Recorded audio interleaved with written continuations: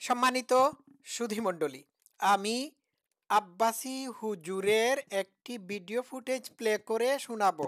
এই ভিডিও ফুটেজে সে নিজেকে হারামকুর বলে ঘোষণা দিয়েছে, মানে প্রকারান্তরে বুঝিয়েছে সে হারামকুর। তাহলে কথা না বাড়িয়ে এই ভিডিও ফুটেজটি আমি প্লে করছি, আপনারা আমার সাথে শুরু থেকে শেষ পর্যন্ত ইনখালাপির টাকা, থাকবেন।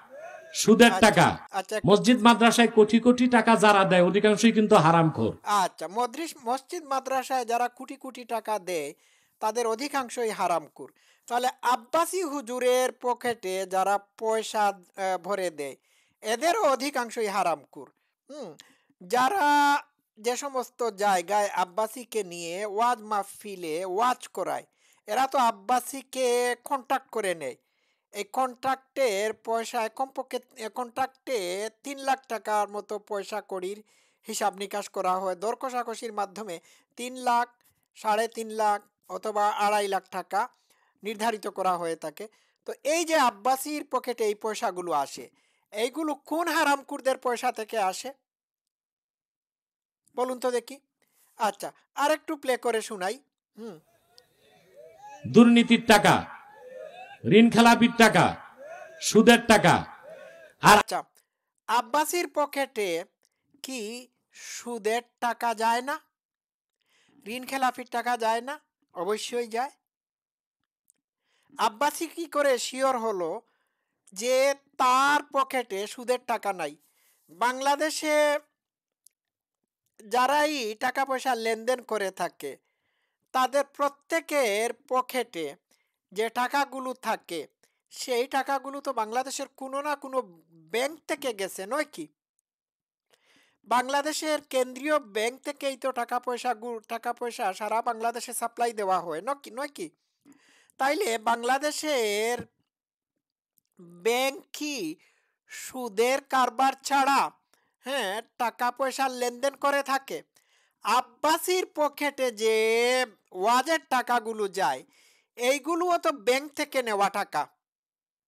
এই টাকাগুলোর সাথেও তো সুদের লেনদেন রয়েছে, নয় কি? তাহলে আব্বাসী যদি হারাম খেয়ে থাকে তাহলে সেও হারামখোর। মুখে তো কোনো লাগাম নাই, যার কারণে মুখ দিয়ে যা আসে তাই বলে এবং সে যা বলে তাতেই সে কট খায়। বাংলাদেশের রাস্তাঘাট, হ্যাঁ, নদী নালা খাল পুকুর বিল দোকানপাট সব কিছু সুদের টাকায় তৈরি। ইভেন যে পদ্মা সেতু তৈরি করা হয়েছে, এই পদ্মা সেতু তৈরির ক্ষেত্রেও সুদের টাকা রয়েছে। বাংলাদেশ সুদ করে যে টাকা নিয়ে এসেছে, সেই টাকা দিয়ে পদ্মা সেতু বানানো হয়েছে। তো আব্বাসী হুজুর খবরদার, পদ্মা সেতুর উপর দিয়ে, পদ্মা ব্রিজের উপর দিয়ে আপনি গাড়ি চালিয়ে কোথাও গিয়ে ওয়াচ করবেন না, এটিও সুদের টাকায় নির্মিত। ওয়াও, আপনি যে কালো চশমা পরে ওয়াচ করতেছেন এটির সাথেও সুদের টাকা জড়িত রয়েছে। যে কাপড় চোপড় পরে ওয়াচ করছেন এটিও সুদের টাকায় বানানো। হ্যাঁ, তো বাংলাদেশের গার্মেন্টস ফ্যাক্টরি থেকে যে কাপড়গুলো বা যে পাঞ্জাবি বা সালোয়ার কামিজ আপনাদের জন্য বানানো হয়ে থাকে, এইগুলোতেও কিন্তু সুদের সম্পৃক্ততা রয়েছে। ভাই, কি বলেন আপনি? সুদ ছাড়া কি দুনিয়াতে কোথাও আপনি চলতে পারবেন? আপনাদের প্রত্যেকটা মসজিদ বানানোর জন্য সুদের টাকা ব্যয় করা হয়েছে। এমনি এমনি মসজিদ আসে নাই, এমনি এমনি মসজিদ তৈরি হয় নাই। প্রতিটা মসজিদের ইট সুদের পয়সা দিয়ে নির্মিত। বুঝতে পারছেন? কি বলেন আপনি? আর একটু শুনি কি বলে। আমরাও মসজিদ মাদ্রাসা বানাতে ওদেরকে দাওয়াত করিয়ে আনি, 1 কোটি টাকা দেয়, মার্বেল পাথর দিয়া মসজিদ বানাই। সুদের টাকায় মসজিদ বানালা নামাজ আদায় হবে, কবুল হবে না। হ্যাঁ, না, সুদের টাকায় মসজিদ বানালে পরে নামাজ আদায় হবে কিন্তু কবুল হবে না। তো আব্বাসী, আপনি যে মসজিদে ইমামতি করেন, যে মসজিদে আপনি নামাজ পড়েন বা খুতবা দিয়ে থাকেন, সেই মসজিদ সুদের টাকায় বানানো না, এটি কি করে নিশ্চিত হলেন আপনি? বাংলাদেশের বাংলাদেশের সব কিছুই সুদের টাকা দিয়ে চলে। প্রথমত আপনি সুদবিহীন বাংলাদেশ পেতে হলে, হ্যাঁ, আপনাকে কি করতে হবে? বাংলাদেশ থেকে ব্যাংকিং সিস্টেমকে নিশ্চিহ্ন করে দিতে হবে। ব্যাংকিং সিস্টেমটাই তো হচ্ছে সুদের উপর ভিত্তি করে প্রতিষ্ঠিত। আর তাছাড়া বাংলাদেশের বহির্বিশ্বের সাথে যে লেনদেন রয়েছে, ব্যবসা বাণিজ্য রয়েছে, এই ব্যবসা বাণিজ্যের সাথেও সুদ জড়িত রয়েছে। বাংলাদেশ যে বৈদেশিক ঋণ নিয়ে আসে, হ্যাঁ, এই ঋণও কিন্তু সুদের উপর ভিত্তি করে আম, আম, প্রতিষ্ঠিত। এই ঋণগুলো সুদের উপর ভিত্তি করে নিয়ে আসা হয়। এই ঋণগুলো পরিশোধ করার ক্ষেত্রেও বাংলাদেশ সুদ দিতে হয়। তো আপনি বাংলাদেশে থাকেন, পুরা বাংলাদেশ নামক ভূখণ্ডটি তো সুদের উপর ভাসছে। আপনি পৃথিবীর এমন কোনো জায়গায় গেলে পরেও আপনি সুদ থেকে বাঁচতে পারবেন না। ইন্টারন্যাশনাল বিজনেস রিলেশন এইগুলো সব সুদের উপর প্রতিষ্ঠিত। তা আপনি বলছেন সুদের টাকায় প্রতিষ্ঠিত মসজিদে নামাজ আদায় হবে কিন্তু নামাজ কবুল হবে না। তো আপনার নামাজ কোন সুদবিহীন মসজিদে গিয়ে আদায় করেন একটু দেখান তো দেখি। বাংলাদেশের একটা রাস্তাও নাই যে রাস্তা সুদের টাকায় তৈরি হয় নাই। আপনার পকেটে যে পয়সা পান, ওয়াচ করে যে পয়সা পান, এই পয়সাগুলো সুদের এই পয়সাগুলোর সাথেও সুদ জড়িত রয়েছে। এই পয়সাগুলো কি ব্যাংক থেকে সাপ্লাই করা হয় না? ব্যাংক কি সুদ ছাড়া চলে? কি বলেন হুজুর, আপনার কি মাথা খারাপ হয়েছে? ইভেন আপনার বেহেশতেও সুদের লেনদেন রয়েছে। হ্যাঁ, ঠিক আছে, আল্লাহ বলেছেন যে আপনি যদি একটি নেকি করে থাকেন, আল্লাহ বেহেশতে সুদে আসলে এই নেকিকে 70 গুণ বাড়িয়ে দেবেন। তো এইটাও তো সুদ। সুদ কোন জায়গায় নাই? দুনিয়াতেও আছে, ওই জান্নাতুল ফেরদৌসেও আছে। আচ্ছা, শোনা যাক। বুঝেন নাই? নামাজ কি হবে কিন্তু কবুল মসজিদ মাদ্রাসায় কোটি কোটি টাকা যারা দেয় ওদের আচ্ছা, নামাজ কবুল হবে না, তো সুদের পয়সা হারাম।